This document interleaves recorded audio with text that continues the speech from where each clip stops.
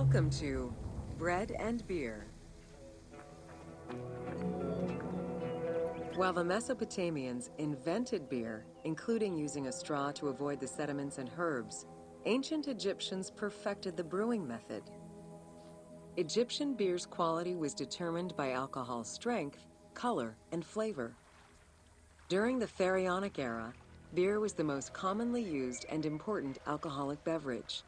The state and temples used it, along with bread, as payment to workers, and it was included on the lists of food offerings to the gods and the deceased.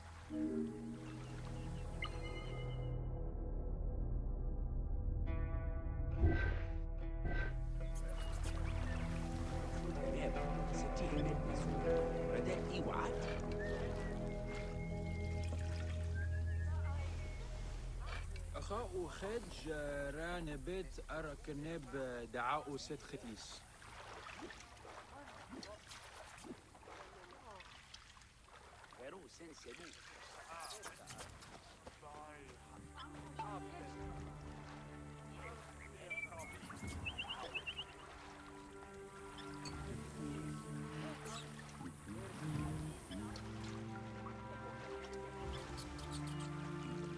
سرفان متمكن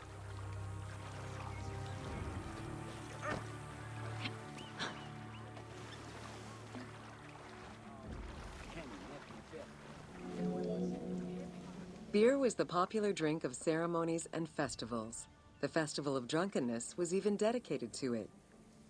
Considered to be quite nutritional, beer was also significant in the day-to-day lives of ancient Egyptians.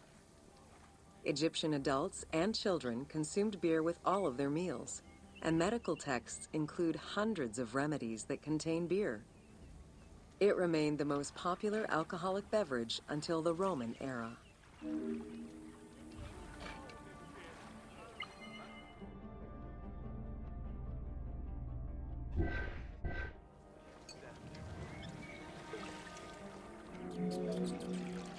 Recipes for beer varied over time and depended on the quality of the materials.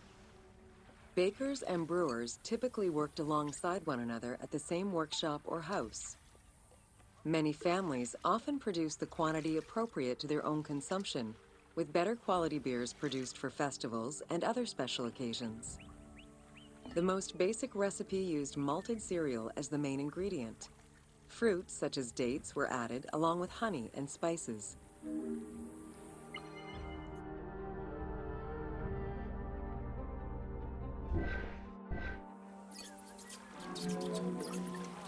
Once baked, bread would be crumbled into the brew to start the fermentation process.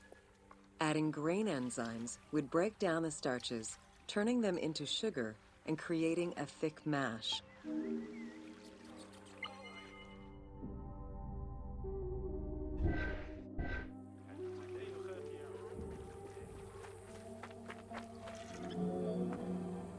Once ready, the bread and grain mixture was compressed and then strained through a sieve with water into the mix of malt beer.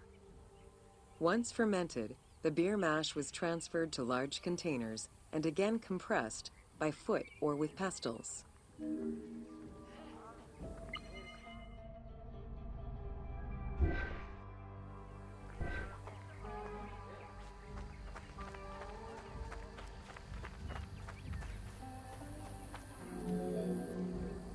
Once smooth, the beer was stored in pottery jars and sealed with a clay stopper.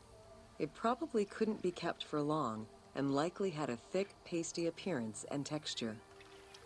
Very little was wasted. Leftover grains were reused to make sourdough bread or combined with the next batch of beer.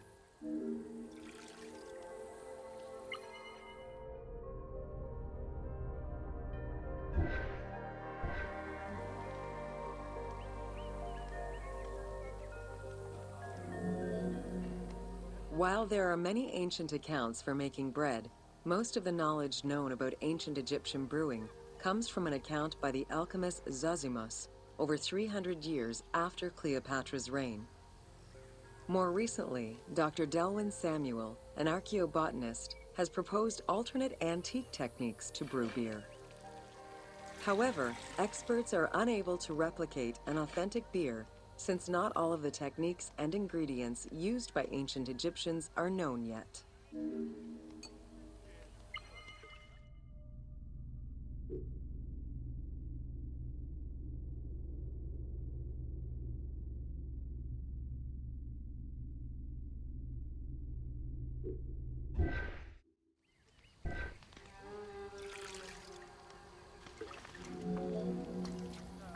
Food was prepared on the floor until the Middle Kingdom, when cooking benches were introduced. The introduction of durum wheat improved bread quality, meaning that the upper and middle classes ate better. The poor, however, still made do with a diet consisting of a gruel made of vegetables, softened bread, or barley.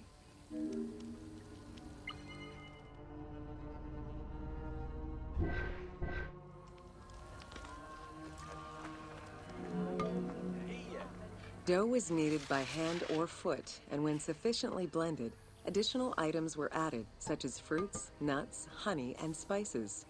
To leaven the bread, they added sourdough or leaven from beer brewing. Ovens were circular or beehive-shaped and made with clay or brick. If there was no oven at all, a bread maker used the hot sand to bake flatbread, a technique still in use by some Berbers today.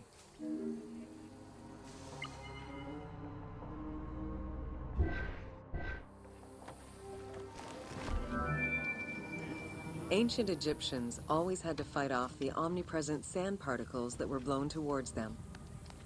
Despite their best efforts, sand regularly made its way into their food.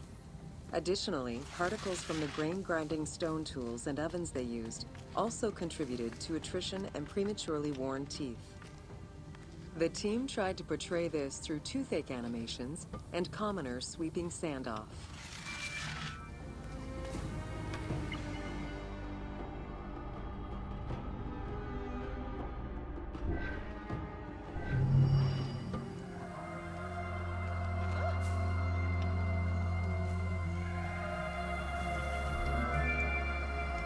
Ancient Egyptians always had to fight off the omnipresent sand particles that were blown towards them. Despite their best efforts, sand regularly made its way into their food.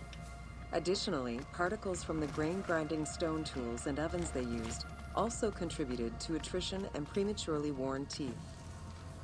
The team tried to portray this through toothache animations and commoners sweeping sand off.